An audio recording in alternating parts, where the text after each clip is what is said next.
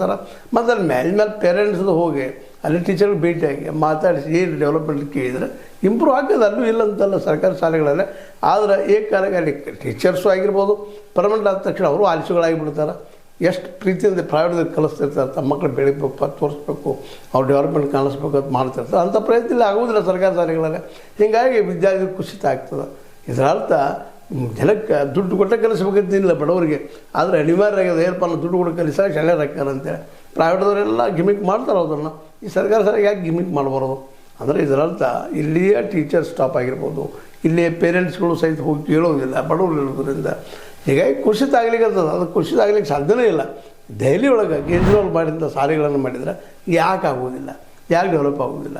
So just ಹೇಳ್ತಾ ಇದ್ದೀನಿ. ಅದೇನೂ ಇರಲಿ, ಈ ಎಲ್ಲ ದಿಶೆಯಲ್ಲೇ ಮುಂಬರುವ ಈ 2.5 ವರ್ಷಗಳಲ್ಲೇ ಬಜೆಟ್ ರೀತಿ ಮಂಡಿಸ್ತಿದ್ದಾರೆ ಸಿದ್ದರಾಮಯ್ಯನವರು.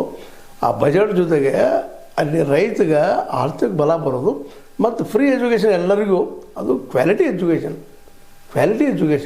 ಒಂದು 15-20% ಶಿಕ್ಷಣ ತೆಗೆದಿಟ್ಟು ರೆಕಾರ್ಡಾಗಿ ಮಾಡಬಾರ್ದು ನಮ್ಮ ಸಿದ್ದರಾಮಯ್ಯನವರು.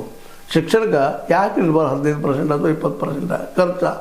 ಯಾಕೆ ಫ್ರೀ ಶಿಕ್ಷಣ ಮಾಡಬಾರ್ದು? ಹೈಯರ್ ಎಜುಕೇಷನ್ದನ ಹೋಲ್ ಕಡೆ 10+2 ಎಲ್ಲರಿಗೂ ಸಿಗೋಂಗೆ ಮಾಡಿರಿ, ಫ್ರೀ ಮಾಡಿರಿ, ಮಾಡ್ತೀರ. ಅದ್ರ ಜೊತೆಗೆ ಒಕ್ಕಲ್ತನದ ರೈತಗೆ ಗೋಡೌನ್ಗಳನ್ನು ಕಟ್ಟಿ ಕೊಡ್ತೀರ.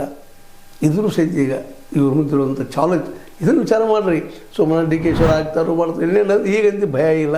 ಈ ಬಜೆಟ್ ಅಂತ ದಾಟಿತು, ಮುಂದೊಂದು 2 ಬಜೆಟ್ಗೆ ಯಾಕೆ ಬರ್ತಾರೆ ಅವರು, ಮುಂದೆ ನೋಡಲಿಕ್ಕೆ ಬರ್ತದೆ ಬಂದಾಗ ಅಂತ ಹೇಳ್ತಾ ಸಿದ್ದರಾಮಯ್ಯನವ್ರು ಮಾತ್ರ ಗ್ಯಾರಂಟಿಯಪ್ಪ ಈಗ CM ಮತ್ತೆ ಯಾರಿಲ್ಲ. ಹಾಗಾಗಿ ಅವ್ರು ಕೇಳೋದು ಇಷ್ಟ, ರೈತಗೆ ಗೋಡೌನ್ ಕಟ್ಟಿಸ್ಕೊಡ್ರಿ, ನೀರಿನ ವ್ಯವಸ್ಥೆ ಮಾಡಿರಿ, ಫ್ರೀ ಎಜುಕೇಷನ್ ಮಾಡಿರಿ.